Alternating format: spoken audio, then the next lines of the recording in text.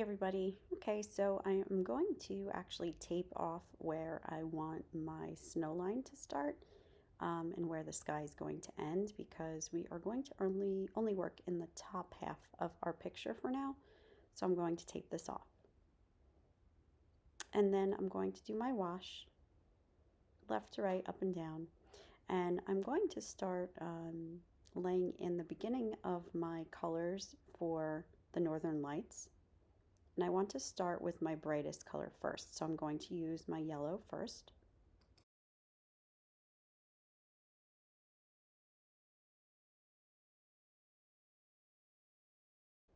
And then I'm going to start by adding in my next darkest color. I want my green to blend in with my yellow.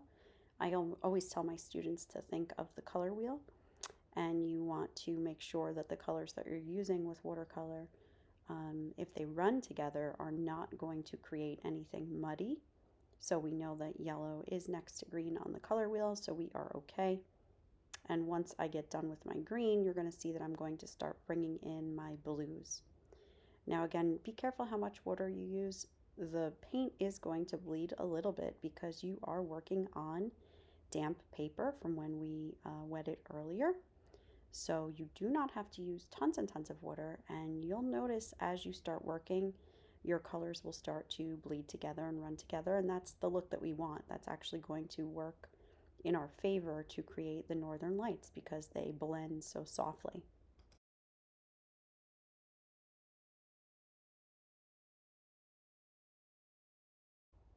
So I'm gradually going in and getting a little bit deeper with my turquoise. And again, I am working in a diagonal direction, and I'm kind of letting the paintbrush move a little bit diagonally, but also a little bit wiggly because we do want it to look like it's kind of blowing sideways a little bit. So it's not supposed to be perfectly diagonal. I'm going to keep my darker colors towards the edges of the painting, and I also want to go back and I can layer on top of my original kind of light turquoise area or light blue area. I can go back in and get darker and darker with the colors. So as you can see, I'm adding in another layer here.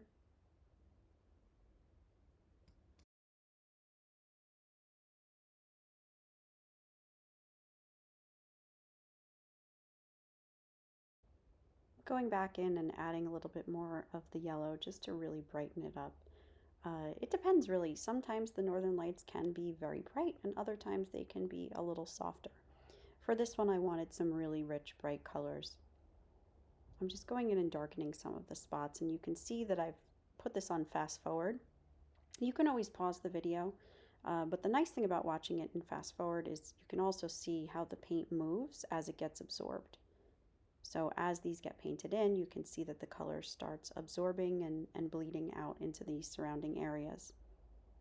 Now, if there's an area that I want to lighten or remove some of the color, I can use just straight water on my brush and go back over it.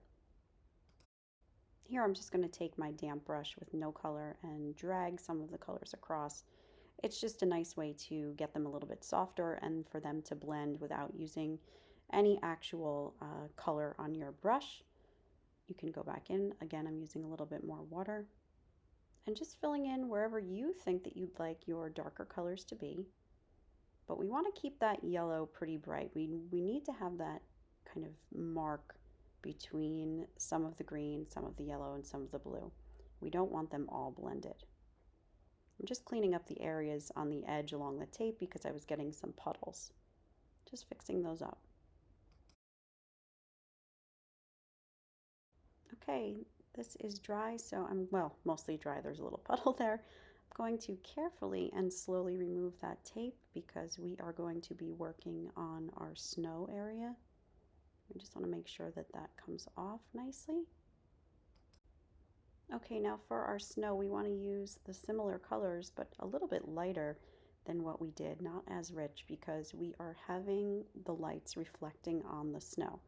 So again, same colors, but washed down, a lot more translucent. So same color family, just not as saturated with color. So I'm using mostly water here with just a hint of color. Bringing in some of my yellow, just getting a tad bit brighter just to add a little bit more color. And I'm gradually just kind of working in diagonal directions in the opposite direction and almost creating the look of little kind of valleys or hills in our snow scene. So you don't want to paint directly straight across from left to right. I'm kind of working diagonally because we do want to give the hint of the reflection in the opposite direction or a mirror direction compared to what the sky was.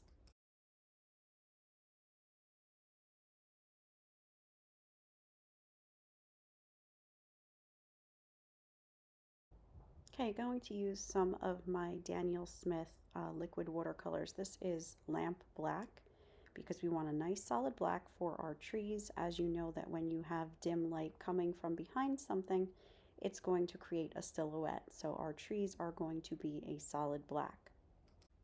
Okay, zoomed in nice and close for you. So again, we start vertical and then I'm going left and right, making sure that I'm angling those branches downward.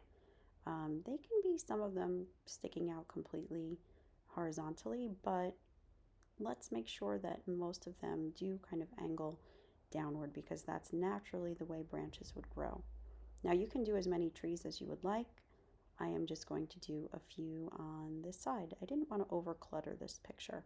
Sometimes less is more.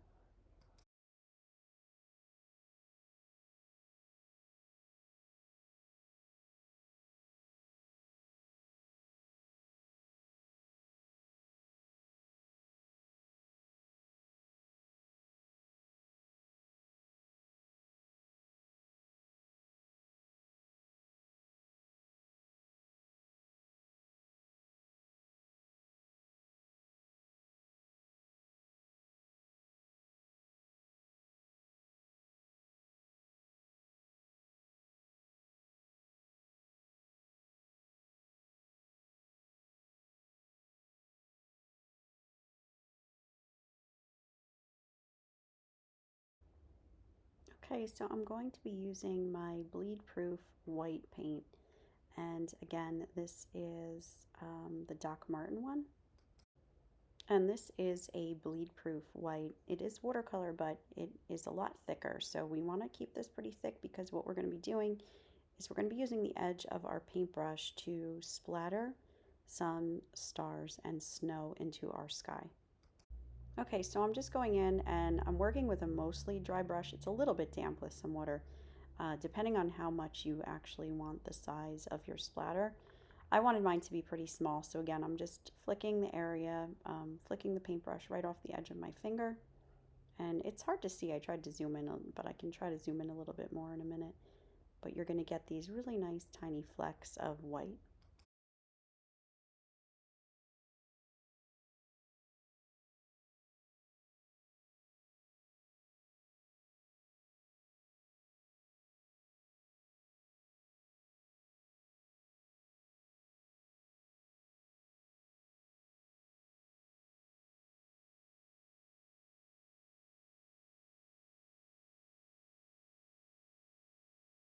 Now I'm actually just dotting some on with the tip of my paintbrush.